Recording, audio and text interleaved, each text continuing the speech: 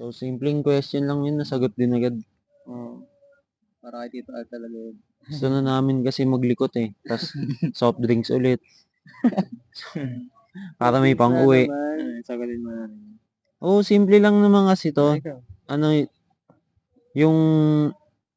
Siyempre, nagtanong siya, malay natin, hindi niya talaga alam, di ba? Benefit of the doubt. Bakit naging 80K ang Jeprox? Tanong ni Joshua S. Peho. Pagdating sa Jeprox, para lang din silang art or painting. So, yung mga art or painting, madalas yan one of one or gagawa lang sila 5, 10. So, parang ganun din yung Manila Animal eh. Collectors, Naging limited na siya. limited siya na release kasi hindi naman nila plinano maging mass-produced bike. So, parang sa art, nagkakaroon ng bidding. Kumbaga, sa scene, may nagbibid rin naman. Kasi, kahit sino naman talaga ngayon, may mag-alok ng mas mataas na presyo, tatanggapin eh. Di ba? Alam mo, tanggihan mo para lang sa ano. I mean, maging ano ka nga, ano ba yun? Parang sinunod mo masyado yung good man na agreement nyo naman na bayaran ko ng 80K yan. Hindi ka naman nanlalamang nun kung siya pumayag eh. Oo. Ano ang pilitan eh? Oo, walang pilitan. Tsaka, di ba in-explain natin yung last time na ano,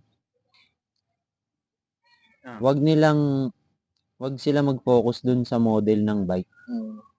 Or sa hype. Kasi, heartbroken sila kasi maraming may budget na kayang bilhin eh. Di ba? Parang sa... Meron madidismaya dahil sa price. Oo.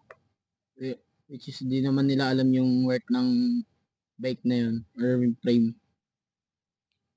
Tsaka, bike pa rin yan eh. Kung wala kayong mahanap, nasa iba eh. Di ba? Kung ayaw nila ibenta ng mura, kasi may willing magbayad ng iba. Di ba? Nung mataas pa na price. Hindi naman yun about sa... Material lang yan? Oo. Hindi yun. kahit maging 200K yung Jeprox, tas umabot sa Korte Suprema, yung mundo umiikot lang pa rin, tas yung... Di ba? Hindi siya ano eh. Hindi yun... Tsaka nasa pag-take din nila. Kunwari kung paano iti-take yung sagot namin. Na bakit nagmahal. Kasi may willing magbigay eh.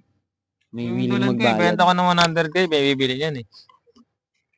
Sana no? Oo. Sana bumili. Full bike? Oo. Sana no? sarap Bili nyo nun. na. Tagaytay ulit yun. So, ayun, ano ba?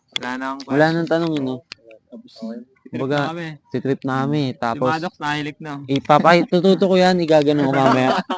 Tapos gisingin natin, tapos tutok natin yung mic. Tanungin mo, salamat sa panonood. Saan ba? Goodman? Upload? Goodman ba? Pwede, Goodman na yan. Shoutout sa Goodman. 3 tayo. Can't Stop Cadence. Decent. Ano yung Moto show na mangyari? sa May 3. Sa May 3. Yun, may motor meet. Parang tambike lang din ng motor. Sa May 3.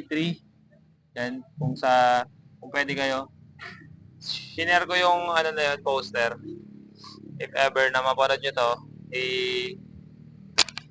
yan. Yung details nandun na rin lahat.